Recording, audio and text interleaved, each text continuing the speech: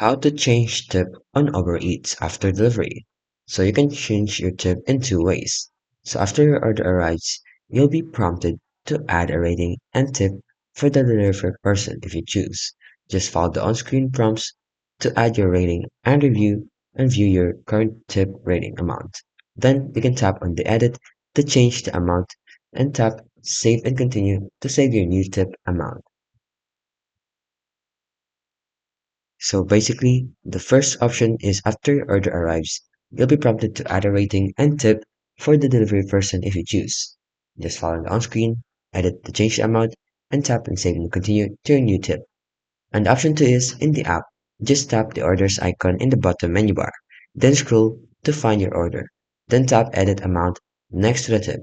And take note, the option to edit your tip is available for up to 1 hour after the order is delivered.